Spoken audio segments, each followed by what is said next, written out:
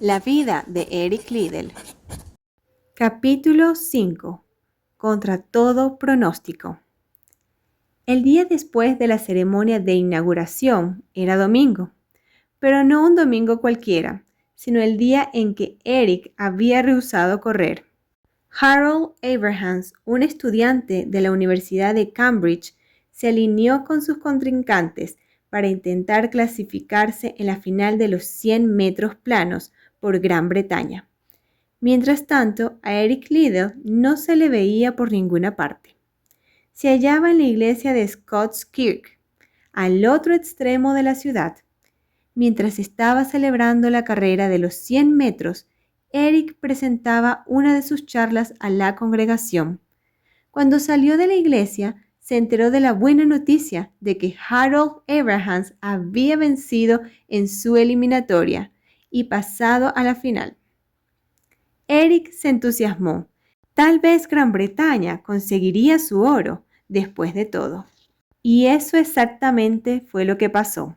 Al día siguiente, Eric estaba en el estadio animando a Harold cuando venció con un tiempo excelente de 10.6 segundos. Harold fue el primer europeo que ganó una medalla en esta prueba. Eric aplaudía y silbaba acompañando al gentío.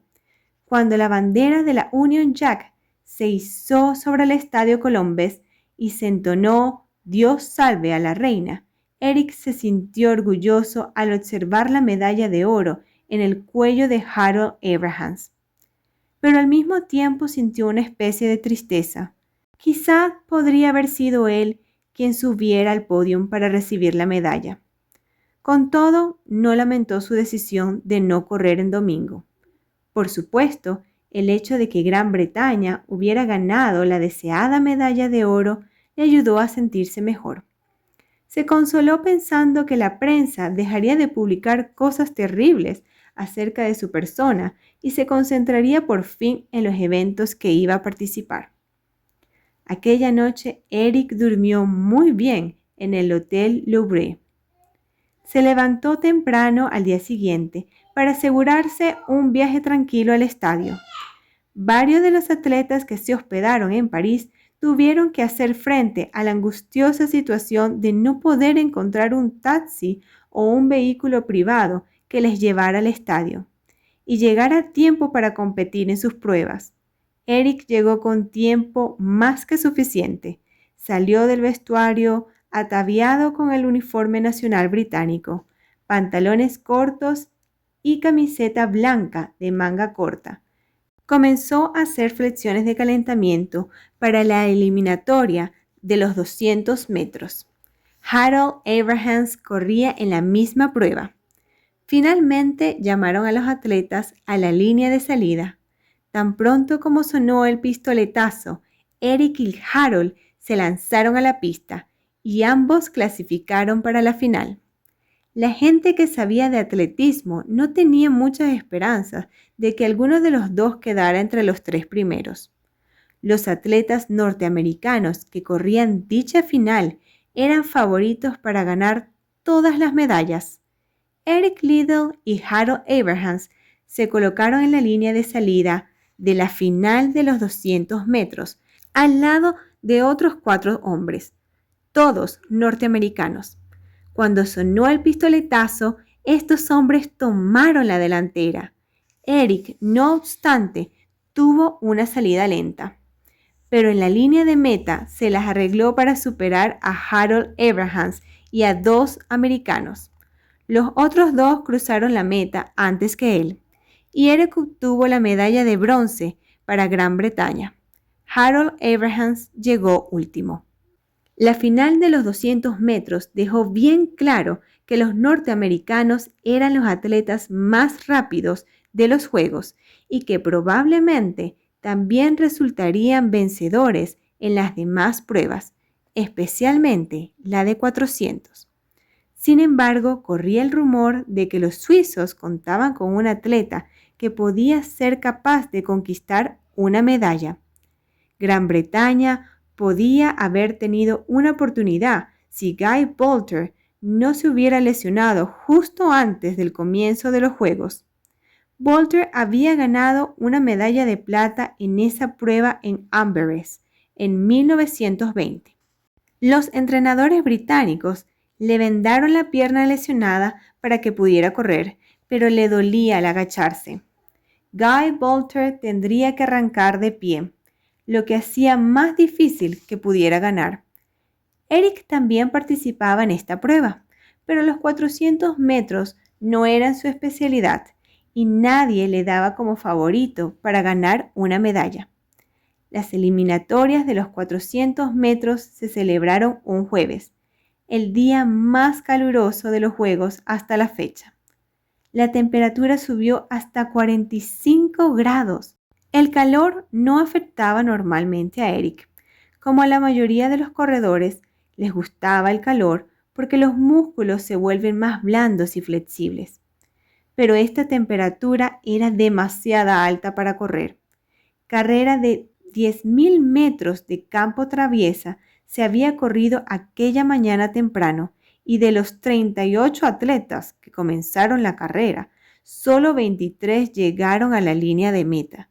El resto se había derrumbado a causa del agotamiento por el calor.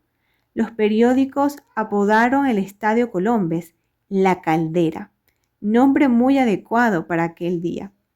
A pesar de que nadie esperaba que tuviera éxito, Eric empleó toda su energía y consiguió clasificar para la final. Sorprendentemente, también lo hizo Boulter. El mejor de esta eliminatoria fue, sin embargo, el suizo Joseph Imbach, quien dejó a todos boquiabiertos al batir el récord del mundo. Imbach corrió los 400 metros en 48 segundos. La gente tenía expectativas de que éste ganara la medalla de oro, hasta cuando el americano Horacio Fitch superó a Imbach en un tiempo récord de 47.8 segundos. La final se corrió a las 7 de la tarde, un viernes 11 de julio. Como se había batido doblemente el récord de los 400 metros, la gente empezó a concentrarse temprano para la cita. Eric tomó uno de los pocos taxis que los norteamericanos dejaron libres para desplazarse al estadio en torno a las 4 de la tarde. En el bolsillo había una nota que le había sido entregada en la habitación del hotel y que decía: el viejo libro dice así: al que me honra, yo le honraré. Te deseo que alcances siempre el máximo éxito. Estaba firmada por el masajista del equipo británico. Significó mucho para Eric, aunque mucha gente no entendía por qué había decidido no correr en domingo, algunos sí lo sabían. Al entrar en el estadio, se metió la mano en el bolsillo y tocó la nota.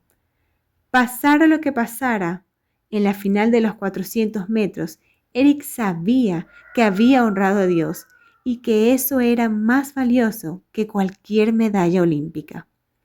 A las 7 menos cuarto, 6 corredores rondaban alrededor de la línea de salida. Horacio Fitch y Conrad Taylor representando a los Estados Unidos, Joseph Imbach a Suiza, David Johnson a Canadá y los dos finalistas británicos, Guy Boulter y Eric Liddell. Como de costumbre, Eric saludó a cada uno de sus adversarios y les deseó éxito en la carrera.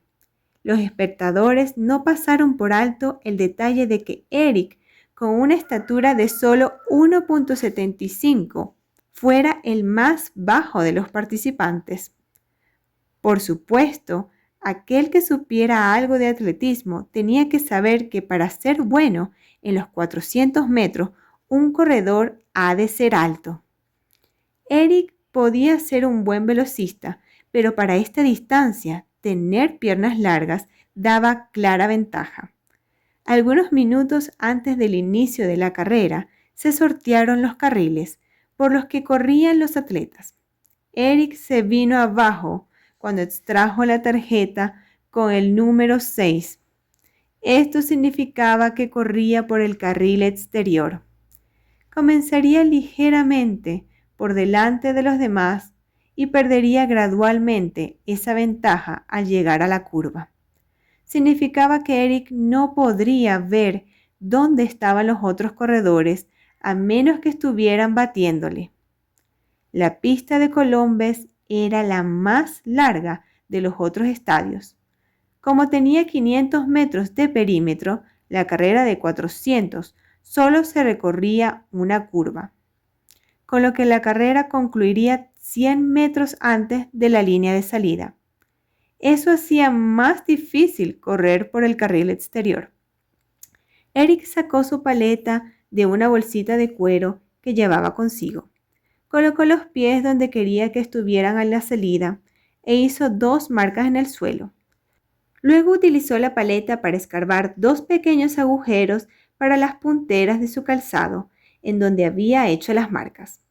Podía escuchar el zumbido familiar de las gaitas. Cuando miró alrededor, vio a los gaiteros del rey marchando con orgullo por el interior de la pista, tocando la melodía tradicional escocesa. Los Campbell vienen.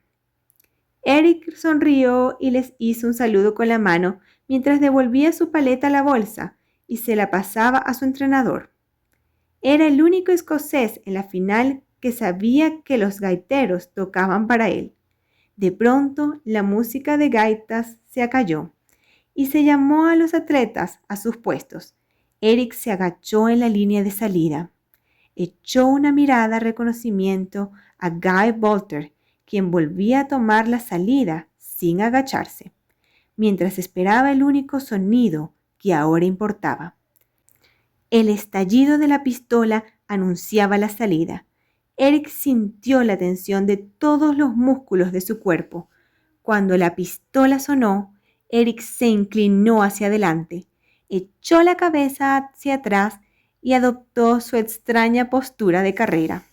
Sus pies golpeaban la pista de ceniza en tanto aumentaba la velocidad hacia la primera recta.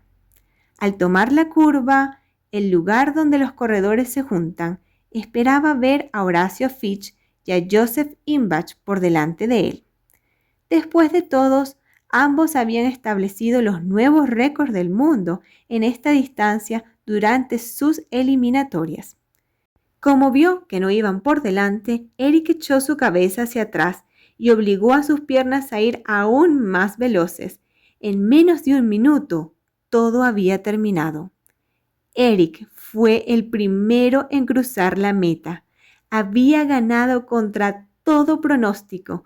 Eric cayó en los brazos del entrenador británico, totalmente exhausto. Pasaron varios minutos hasta cuando se dio cuenta de que no solo había vencido, sino que además había establecido un nuevo récord del mundo de 47.6 segundos. Batió el récord que Horacio Fitch había establecido en su eliminatoria por 2 décimas de segundo. El propio Horacio arribó un segundo más tarde y de algún modo Guy Bolter se las arregló para evadir a los otros 3 atletas y llegar en tercer lugar. Cuando recuperó sus fuerzas, Eric subió a lo más alto del podio y recibió la medalla de oro. A su derecha estaba Horacio Fitch y a su izquierda Guy Bolter. Por encima de ellos, la bandera de la Union Jack ondeaba en lo alto del mástil. Por debajo, las banderas de Estados Unidos y otra de la Union Jack. Después que los otros 2 corredores recibieron sus medallas, una banda de música tocó Dios salve a la reina, el himno nacional del Reino Unido. Una sonrisa rebosó en el rostro de Eric. Gran Bretaña había conseguido otra medalla de oro, una que no esperaba conquistar. Una gran ovación sonó en derredor. Cuando todo hubo pasado, Eric se retiró calladamente y se dirigió al vestuario. Se duchó y se vistió. Quería regresar al hotel lo antes posible. Había aceptado volver a hablar en la congregación de Scots Kirks el domingo y necesitaba tiempo para preparar lo que iba a comentar.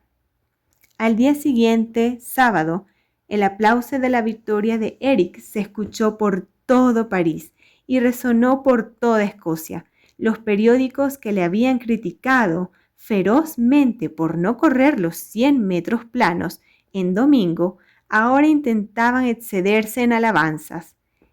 El Scotsman informó: ciertamente no había una victoria más popular. La gente se dejó llevar por un frenesí de entusiasmo. El Evening News de Edimburgo escribió: en las graderías la gente ovacionaba frenéticamente, como si por encanto hubieran aparecido huestes de Union Jacks sobre las cabezas de la delirante multitud cuando Liddell rasgó la cinta y cayó en brazos de los británicos que lo esperaban. El Bulletin, otro periódico escocés, informó que la victoria de Eric Liddell había sido el logro más grande de los Juegos Olímpicos hasta la fecha. Él se divertía leyendo los reportajes de la prensa. Un día era un cobarde y traidor a Escocia, y al día siguiente era saludado como héroe nacional. Los días de Olimpiada fueron pasando, pero un pensamiento no se alejaba de la cabeza de Eric. ¿Cómo reaccionarían los escoceses cuando supieran que su máxima estrella deportiva se disponía a comprar un billete de viaje para la China? ¿Qué dirían de él los periódicos?